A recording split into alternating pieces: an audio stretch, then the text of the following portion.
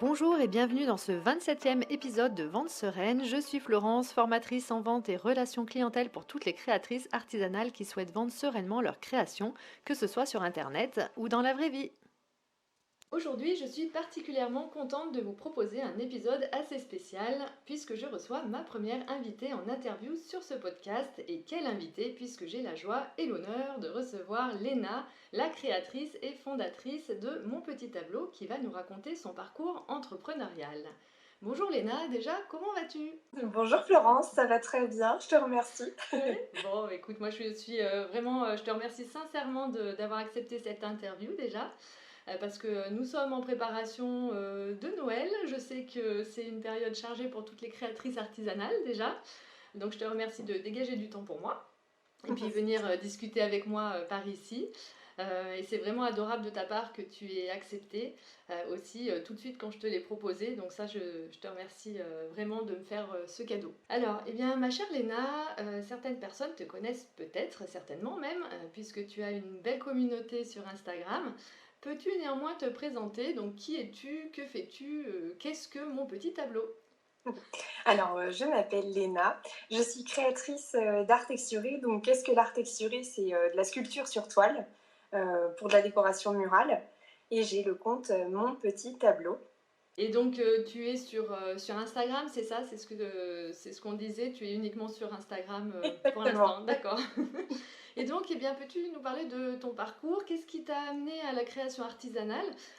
Comment tu as commencé? Comment tu as découvert donc l'art texturé? Parce que j'ai cru comprendre que tu avais fait des études différentes de ton activité actuelle. Donc, qu'est-ce qui t'a amené à la création de Mon Petit Tableau? Totalement. Alors, pour reprendre le parcours, moi, je suis pas issue du milieu artisanal du tout, puisque j'ai commencé mes études dans l'international. Ensuite, j'étais sur tout ce qui était marketing, commerce, et ensuite, je me suis recentrée sur le management. Donc, c'est vrai qu'au niveau de mes expériences, j'ai fait un peu de tout. J'ai travaillé dans le thé bio en Thaïlande, j'ai été commerciale cuisiniste, j'ai travaillé dans la mode haut de gamme. Après, j'étais cadre et enfin, j'étais dans les assurances où je me plaisais pas du tout.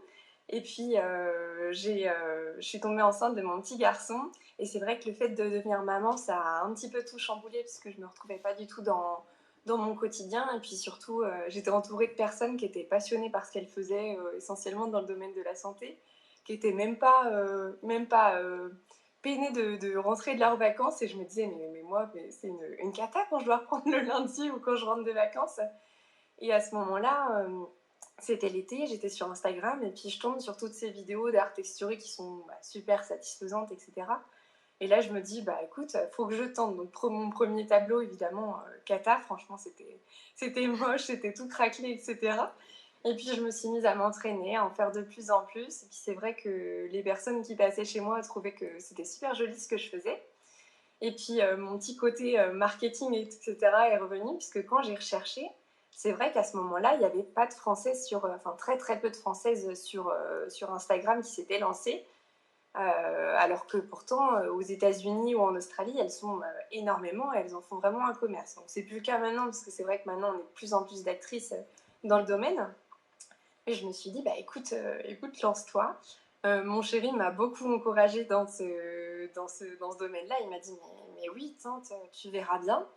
Et puis c'était avant la réforme de Macron, donc on pouvait encore quitter son travail et avoir des aides. Donc je me suis lancée. J'ai créé mon compte en octobre 2022.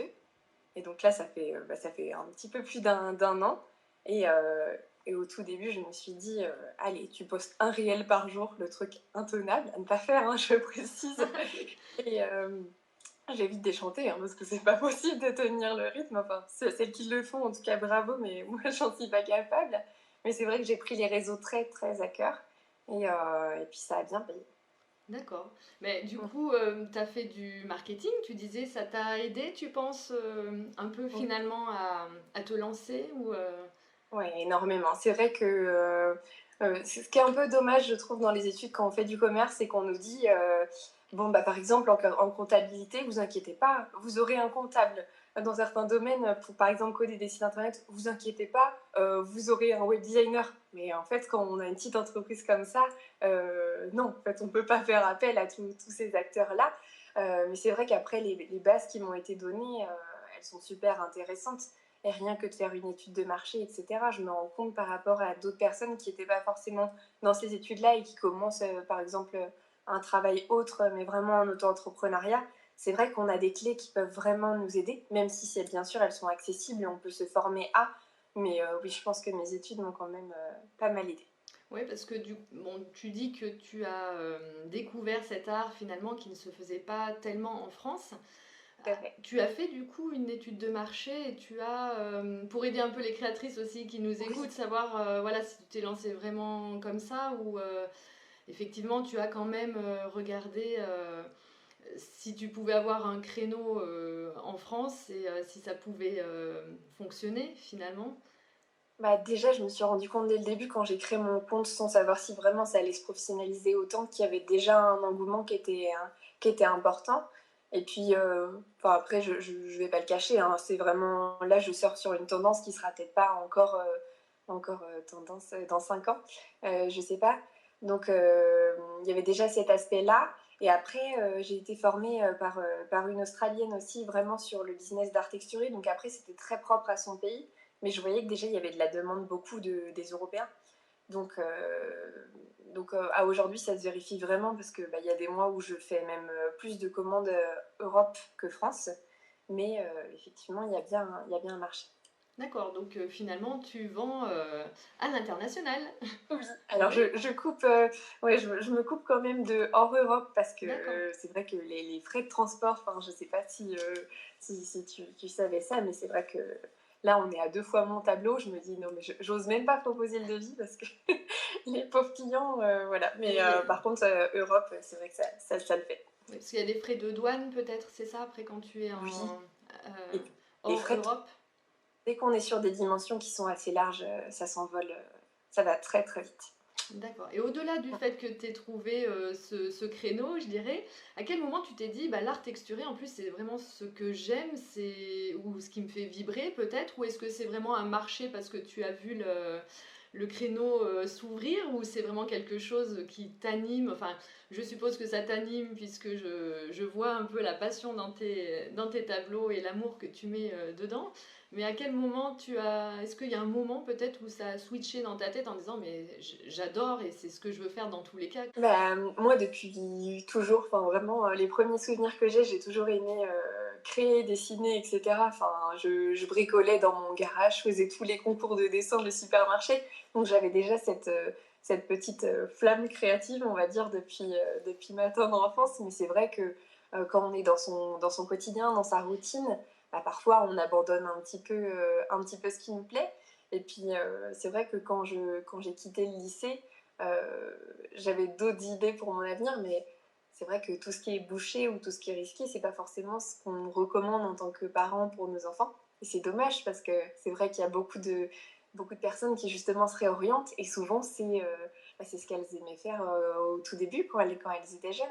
Donc moi j'ai beaucoup apprécié ça, j'ai beaucoup appris aussi parce que c'est d'expérimentation. C'est vrai que moi, avant, je peignais pas, même si là, c'est pas de la peinture pure. Même si je suis sur des projets où vraiment je mélangeais vraiment de la peinture pure et de la texture bientôt. Mais c'est c'est ultra enrichissant. Moi, j'ai toujours aimé avoir de la créativité et justement les boulots où je pouvais pas libérer ce côté-là, je me sentais carrément frustrée. Donc, franchement, ça me plaît beaucoup. Oui. Et ben ça c'est super. Et du coup, quelles sont tes sources d'inspiration? Comment tu as trouvé ton style en fait? Qu'est-ce qui t'inspire au-delà du fait, bon, tu as vu ce qui se faisait un peu hors frontières, je dirais, mais toi, il y a des choses qui t'inspirent au quotidien peut-être ou sur les réseaux. Qu'est-ce qui t'inspire? C'est pas la réponse attendue, mais vraiment ce qui m'a aidé à trouver mon style, c'est vraiment mes clients. Puisqu'au début, je m'étais dit que j'allais rester vraiment que dans des teintes très neutres, très claires. Et puis, on m'a demandé de la couleur. Et au final, j'ai pu faire différentes formes. On m'a laissé l'opportunité de créer différents styles.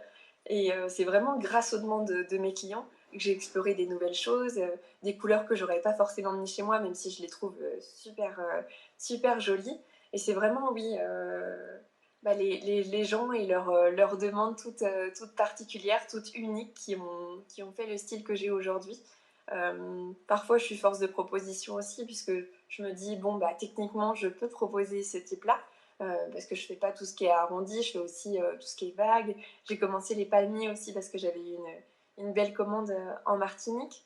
Les animaux pour correspondre aux enfants. Donc j'essaye de mixer différentes choses. Et oui, vraiment essentiellement, c'est ma clientèle qui m'a permis de progresser grâce à ces commandes et grâce à la diversité des goûts finalement. Et aujourd'hui, je suis heureuse d'avoir un univers qui n'est pas juste du neutre, mais j'aime avoir de la couleur. J'aime plaire à un panel plus large de personnes.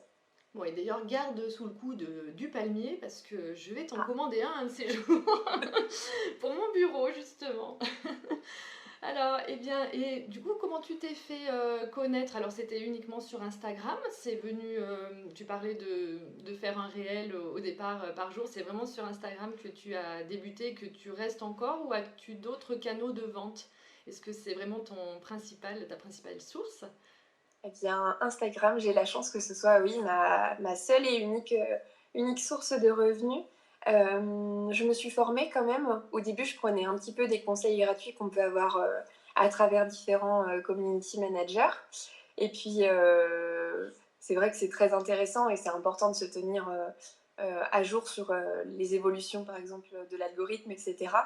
Mais après, c'est vrai que l'aspect formation, ça donne quand même des clés en plus et ça professionnalise notre contenu en général. Donc, ce sur quoi je me suis le plus formée, c'est tout ce qui est réel et story, où là, ça m'a vraiment aidée. Et à ce jour, moi, je travaille presque uniquement que sur commande. Je fais pas des œuvres vraiment comme je le souhaite. C'est les clients qui vont me donner leur goût, leurs inspirations, leurs couleurs. Et ensuite, je vais leur proposer différents croquis. Et une fois que le choix est fait, donc je fais la commande et j'ai pas de site internet, même si ce serait bien sûr en projet d'en faire un, puisque ça permettrait de vraiment faire un catalogue de vente avec tout ce qui est possible. Mais c'est vrai que là, ce qui fait ma force et ce qui me différencie, c'est que 95% de ce que je fais, c'est vraiment que des œuvres qui sont nouvelles et qui sont adaptées en termes de taille, de forme, etc., vraiment à mes clients. Et souvent, je vais me mettre des couleurs qui sont la même que leur canapé, que leur mur. Donc vraiment, cet aspect personnalisation, c'est l'essentiel de mon boulot et ma force. Et oui, certainement. Tu fais des devis, de la personnalisation. As-tu du stock ou pas du tout? Presque pas. Honnêtement, Presque pas, non, non, d'accord. presque pas. Comme je travaille qu'à la commande, et honnêtement, c'est presque mieux de travailler comme ça, même si après, bah, bien sûr, il y a des périodes où j'ai beaucoup plus de commandes, d'autres où j'en ai beaucoup moins. Mais non, non, je stocke pas et je fais vraiment à la demande. D'accord. Et comment gères-tu ton temps? Alors aussi bien, je dirais, personnel que le fait qu'on te fasse des demandes, ce qui te demande toi aussi de te renouveler peut-être à chaque fois aussi, puisque tu disais que tu recherches les couleurs, etc. Comment tu gères un petit peu ton temps? Parce que ça doit prendre beaucoup plus de temps que d'avoir quelquefois du stock qu'on a accumulé. Eh bien, je le gère mal. C'est vrai que c'est difficile de faire la part des choses entre le travail perso et le pro, surtout quand on est à la maison. Donc bah, je déborde sur nos moments de vie aussi, puisque quand mon petit garçon est couché, c'est là où je vais traiter mes messages, où je vais continuer de travailler sur mes réels. Et en journée, en même temps, je passe nettoyer mes outils et je me dis, oh mince, il y a une machine à faire tourner. Donc c'est vrai que c'est compliqué cette gestion du temps qui est complètement différente. Donc bah, il y a des moments où j'essaye de travailler plus rapidement, où j'essaye de me dégager plus de temps. Je continue à travailler sur les siestes, même si après j'ai un rythme de vie qui est très agréable, puisque j'ai mon petit garçon tous les mercredis et je travaille plus les samedis. Ça fait du bien.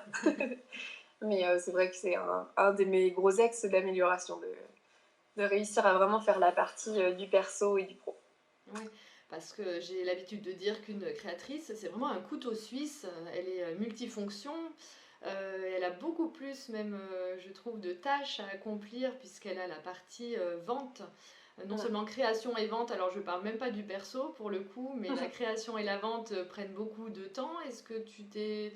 Bon, tu dis que tu gères mal, entre guillemets, mais tu as l'air de bien gérer quand même. Mais est-ce que tu fais un planning vraiment, je dirais, création de contenu? ou tu fais vraiment à l'envie et puis à l'inspiration quand ça te vient, ou est-ce que tu as vraiment voilà, un planning eh bien, pure création, un planning pure création de contenu, marketing, je dirais, pour ta visibilité, tout simplement. Eh bien, pour ma communication qui prend bien plus de temps aussi que ce que je l'avais imaginé au début, parce que c'est vrai que sur des réels qui durent 15 secondes, des fois il y a 2 heures de temps où tu filmes, où tu montes. Bah écoute, ça prend du temps. J'ai essayé maintenant d'à chaque fois que je suis en période de création, de filmer un petit peu, même si ça peut quand même couper dans l'élan créatif. C'est vrai que j'en ai besoin de cette communication-là. Donc je vais toujours laisser un petit peu mon trépied qui traîne et essayer de prendre différents plans de ce que je suis en train de faire sur le moment. Et après, c'est vrai que je dépends beaucoup des œuvres que je fais pour créer des contenus vidéo. Donc dès que j'ai des nouvelles œuvres, j'essaye vraiment d'en faire à chaque fois un réel. C'est vrai que c'est difficile aussi de trouver de la diversité, donc c'est là où c'est bien de pouvoir s'inspirer de ce qui se fait ailleurs et pas forcément dans mon domaine d'activité. C'est vrai que des fois, des réels de personnes qui sont tout autres, on se dit, bah purée, cette idée de transition, elle est super bien. Ces plans-là en accéléré, ça rend bien. La façon dont elle s'adapte aussi avec la bande-son, c'est génial. Donc c'est là aussi où je peux trouver de l'inspiration. C'est dans des domaines qui ne sont pas forcément du pur créatif. Et, euh, et donc oui, je suis presque dépendante que de mes œuvres et de la luminosité aussi. Parce que je trouve que la lumière naturelle, elle est tellement plus jolie et elle rend vraiment mieux au niveau des couleurs qui sont réellement ce qu'elles sont que de la lumière artificielle. Donc j'essaye de gérer entre tout ça, entre ouais, l'aspect lumière, l'aspect nouvelle création et l'aspect inspiration. Donc finalement, C'est c'est la météo qui te donne le ton aussi de tes vidéos, peut-être. ça. Et honnêtement, ouais, ça joue, ça joue. Et donc, quel est ton plus beau succès depuis le lancement de ta marque? Est-ce que tu as ben, certainement un tableau en particulier qui t'a fait décoller? Comment expliques-tu en fait le succès que tu as grandissant? Bah, j'ai des réels qui ont dépassé les 50 millions de vues, donc c'est inimaginable et moi, ma progression sur les réseaux, je ne l'imaginais pas comme ça, puisque pour 2023, j'espérais être à 2000 followers et là, j'ai 121 000 personnes, c'est juste dingue. Franchement, c'est juste dingue et je réalise pas. Après, j'ai pas qu'une communauté française, évidemment, j'ai vraiment une communauté qui est internationale, mais vraiment ce succès-là que j'envisageais, que je me permettais même pas d'envisager finalement. C'est vraiment ça qui m'a étonnée. Et c'est vrai que j'ai beaucoup de toiles déjà à mon actif. Hein. Là, à mon dernier compte, ou un an de mon compte, j'étais à 114 toiles dans pas mal de pays quand même. Donc là, c'est vraiment ma plus grosse réussite. Et puis, si je dois donner un conseil, ouais, c'est d'y croire, c'est de rester régulier, parce que je me rappelle que vraiment les premiers mois, bah, ça grimpe très, très doucement. Et même, il y a des journées où tu es à moins 5 abonnés, et où tu te dis, non, mais j'y arriverai jamais. Et au final, voilà où j'en suis aujourd'hui. Après, il y a l'aspect viral qui m'a énormément aidée, puisque mes vidéos, elles n'ont pas été montrées vraiment qu'à ma cible, hein, forcément. Elles ont été montrées à d'autres personnes. Il y a l'aspect aussi que c'est des vidéos qui sont sympas à regarder parce que ça s'enchaîne, parce que on surfe un petit peu sur la vague DIY, même si j'aime pas m'associer trop au DIY tout le temps. Mais oui, vraiment, ouais, la progression sur Instagram, on va dire que c'est ça mon plus gros succès. Alors justement, tu dois être suivie aussi par pas mal finalement de créatrices qui te demandent beaucoup de conseils. Parce que ben, on a eu le cas il y a quelques temps, il y a une vague de créatrices qui étaient un petit peu déçues d'être suivies beaucoup par d'autres créatrices, mais surtout qui demandaient eh bien, soit leur patron pour les filles qui étaient dans la couture en disant attention, nous ne faisons pas du DIY, nous vendons ce que nous créons. As-tu peut-être le cas quelquefois de personnes qui te demandent un peu trop de secrets de fabrication? Oui, oui, j'ai eu même des cas extrêmes. C'est vrai que je donne vraiment rapidement, que ce soit à d'autres créatrices ou à des particuliers, ce que c'est. Après, j'aimerais vraiment professionnaliser ça en faisant des formations, puisque même si on a la recette parfaite finalement de l'art textile, il y a tellement d'erreurs à éviter. Ça peut craquer d'un rien à cause de tellement de paramètres. il faut aussi évidemment poncer. Et si c'est pas bien fait, pareil, on peut détruire son œuvre ou la rendre bien moins jolie. Les pigments, ils sont pas les mêmes une fois que c'est peint. Donc c'est vrai qu'il y a tellement de choses à connaître que c'est pas en quelques phrases que je peux donner tous mes secrets. Donc après, ce qui peut être dommage aussi, c'est parfois des personnes qui, je vois, copient tout de A à Z.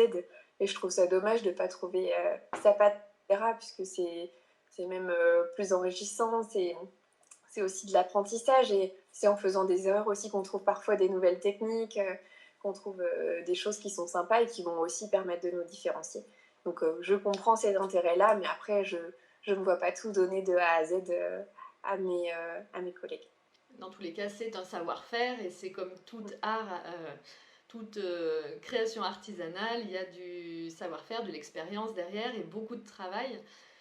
C'est normal, quelqu'un qui fait de la couture ne va pas forcément, je le sais puisque je l'ai fait aussi, de faire une couture droite du premier instant, même si on me donnait un conseil de vive voix. Après, c'est de le pratiquer qui est encore différent. Et tout à l'heure, tu as dit, bah, ça m'a fait penser à une question. Pensais-tu justement devenir entrepreneur déjà un jour? Tu étais partie pour du salariat. Et surtout, avais-tu pensé un jour créer ta propre marque? Eh ben, pas du tout. C'est vrai que quand on sort des études, on ne parle que de ça, on nous parle même peu de l'entrepreneuriat, enfin du moins dans ma branche. Et pourtant, quand je regarde, j'avais pourtant tous les signaux qui ouverts pour entreprendre, puisque ben, j'avais déjà beaucoup de créativité, j'aimais proposer des choses nouvelles. Je sais que quand on était sur des projets justement de créa d'entreprise, c'était super enrichissant, etc. Et puis c'est vrai que dans mon travail, malgré que je sois capable de travailler en équipe, c'est vrai que le travail individuel, c'est quand même ce que je préfère. Puisque je me dis, mes erreurs, je peux m'en vouloir qu'à moi-même. Et, et je peux aussi célébrer mes victoires. Donc là, honnêtement, aujourd'hui, c'est vraiment le parfait équilibre pour concilier ma vie personnelle et ma vie professionnelle. Et puis, oui, il y a cet aspect de gérer son temps qui est pas négligeable et qui est vraiment génial. Donc, même si c'était pas quelque chose que j'avais envisagé, au final, je suis très contente d'avoir sauté le pas. D'accord. Et comme tu es de l'autre côté du miroir, on va dire, est-ce que ça te donnera un jour envie d'être toi plutôt le patron et d'avoir eh bien des salariés pour faire grandir, pourquoi pas mon petit tableau ou une autre entreprise, ou l'avenir le dira? L'avenir le dira peut-être. Je me dis qu'après, ce qui pourrait être intéressant, c'est de prendre un étudiant peut-être en alternance pour de la communication. C'est vrai que c'est quelque chose qui serait bien à déléguer. Après, pour la partie créative, je sais pas, parce que, enfin, sans paraître égoïste ou quoi que ce soit, mais c'est vrai qu'on se dit qu'on a un peu sa patte aussi dans nos créations. Donc, si j'avais à déléguer, ce serait vraiment plus la communication que l'aspect créatif. Oui, de garder, comme on dit, ta zone de génie et de laisser l'administratif et puis les choses marketing, etc., qui prennent beaucoup de temps, justement, Mm. les réseaux, même si toi tu fais la vidéo.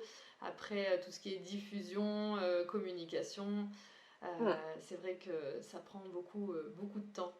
Et justement, quel conseil pourrais-tu donner à une créatrice qui débute? Alors, bien sûr, persévérer, comme tu disais tout à l'heure, mais ou qui stagne même dans son activité artisanale. Est-ce que toi, tu as des petites astuces? Oui, bah, déjà au niveau aspect motivation, je dirais de s'entourer d'autres entrepreneuses, ça aide vraiment.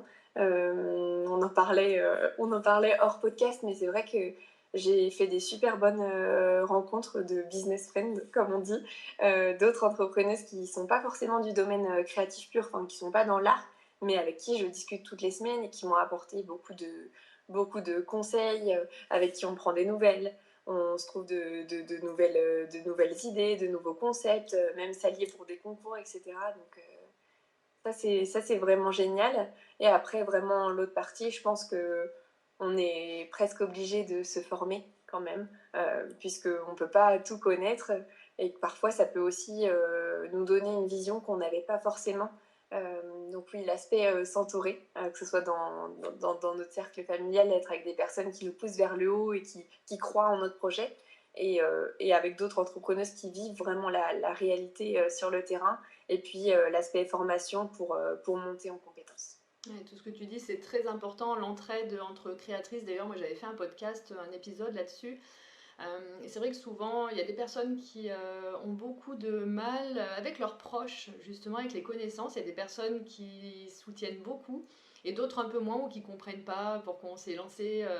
Surtout dans l'artisanat, c'est quand même quelque chose de particulier.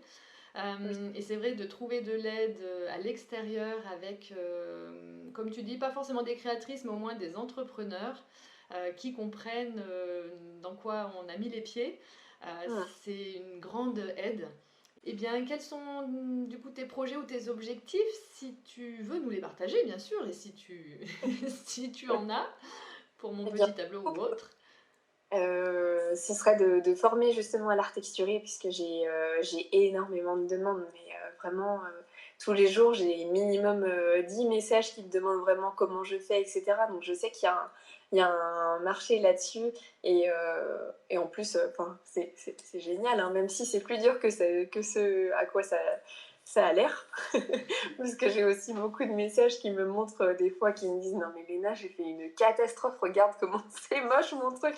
Je dis c'est normal, c'est la première fois, et c'est vrai que sans apprentissage, on ne peut pas faire un tableau parfait. Donc vraiment de former, donner les recettes, mais aussi toutes les inspirations possibles. Donc vraiment la formation. Et puis c'est vrai que j'aimerais bien aussi diversifier mes réseaux et me mettre un petit peu à TikTok. Même si je l'ai mis de côté, parce qu'au début, je suis arrivée là-dessus, je me suis dit, ah non, mais. Enfin, pourtant, je suis pas vieille, hein, j'ai 26 ans, mais je me disais, non, non, mais je suis, je suis trop vieille pour être là-dessus. Je voyais que des jeunes danser, mais je pense qu'après, l'algorithme s'y fait. Mais oui, ce serait de diversifier mes réseaux, faire ma formation et mon site internet pour avoir différents canaux de vente. Maintenant que j'ai eu une belle progression sur Instagram. D'accord. Et TikTok, tu penses que tu peux renouveler tes réels qui ont fort bien marché sur Instagram ou c'est un tout autre marché, tu penses, pour toi? Est-ce qu'il faut que tu fasses des choses différentes? Bah, après, c'est vrai que je suis consciente que ça ne deviendra pas mon premier canal d'acquisition client, puisque la cible n'est pas la même. C'est une cible qui est quand même plus jeune et qui a potentiellement aussi des revenus qui sont plus faibles. Par exemple, quand je me suis fait former au business d'art texturé, ma formatrice disait que vraiment 95% de sa clientèle venait d'Instagram et pas énormément de TikTok. Après, ce qui est bien aussi sur TikTok, c'est qu'on peut être rémunéré pour nos vidéos, ce qu'Instagram ne fait pas encore, ce qui est dommage. Donc c'est par ce biais-là. Et après, je pense qu'une population jeune, etc., va peut-être être plus enclin aussi à se faire former, à tester ce type d'art-là. Donc c'est à tenter. De toute façon, j'ai un stock de vidéos qui est assez important. Donc je me dis pourquoi pas. Il me faut un nouveau téléphone parce que là j'arrive à saturation. J'ai 11 000 photos et vidéos. Mon activité ne m'aide pas, ma vie de maman non plus. Mais une fois que j'aurai mon nouveau téléphone, je me dis ce sera le moment de se lancer. D'accord. Oui, mais c'est vrai que de renouveler ou de réutiliser ces vidéos peut être une bonne idée sur certains canaux. Alors, comme tu dis, de voir en fonction des canaux de vente, on n'a pas forcément la même clientèle selon sa clientèle cible. Il y a YouTube aussi qui fait des shorts où tu peux aussi mettre tes vidéos. Donc, c'est vrai, il y a tout un tas de canaux différents à voir justement, effectivement, si la cible est bien celle que tu convoites pour tes tableaux, puisque voilà, selon le type de clientèle que tu recherches. Donc, qu'est-ce qu'on peut te souhaiter? Alors, plein de réussite dans tes nouveaux projets, toujours Voilà, dans c'est la ça. suite de mon petit tableau, les formations, plein de Exactement, et belles puis choses. après, bah, un aspect qui est assez négligé, mais c'est vrai que de réussir à en vivre lorsque j'aurai plus d'aide, puisque c'est souvent ce qui vient pénaliser les créatrices, puisqu'on a la chance en France d'être quand même aidé pour lancer son entreprise, mais c'est pas éternel. Donc voilà, l'État prend quand même pas mal. Donc oui, ce serait vraiment de réussir à en vivre sur le long terme, quitte à m'adapter sur d'autres activités si un jour la tendance de l'art texturé vient à passer. Mais c'est vrai que maintenant que j'ai goûté à l'entrepreneuriat, j'aurais du mal à m'en passer. Donc oui, c'est vraiment de vivre de mes créations sur le long terme. Et as-tu pensé à passer de l'autre côté, enfin, on va dire de la vie réelle, de faire peut-être des formations aussi en présentiel ou de vendre plutôt en physique que virtuel, ou c'est vraiment ton cheval Euh, de bataille, c'est la j'avais vie virtuelle? testé, j'avais testé l'année dernière quelques petits marchés de Noël, mais c'est vrai que la clientèle qui est proche de moi, je veux dire, parce que j'habite en Sarthe, au Mans, n'est pas la même que je pourrais avoir par exemple à Paris ou dans les petits marchés du Sud. Donc les marchés de Noël, ça je mets de côté. Dans mon secteur, c'est pas l'artillerie qui marchera pour que je puisse en vivre, je veux dire. Donc je mise sur les réseaux, mais par contre, c'est vrai que des ateliers de création, ça, pourquoi pas. Et je pense que en plus, le contact client que je n'ai plus vraiment en direct, renouer avec, ça me ferait plaisir. Donc pourquoi pas. Léna, en tout cas, je te remercie vraiment pour cet échange, hein. Ça m'a fait extrêmement plaisir de te recevoir sur le podcast. Donc, je mets les liens de ton Instagram, bien sûr, dans la description pour les personnes qui veulent te suivre et puis acheter, bien sûr, tes jolis tableaux et découvrir ton travail. En tout cas, je te remercie vraiment d'avoir accepté mon invitation. Bah, merci d'avoir pu donner ma voix à ton podcast. Eh bien écoute, je te remercie. Et voici pour cette interview de Léna de Mon Petit Tableau. Merci à elle. N'hésitez pas en tous les cas à partager cet épisode autour de vous s'il vous a inspiré et de venir nous soutenir sur nos réseaux respectifs. Pour ma part, je vous dis à bientôt sur ce podcast pour un prochain épisode.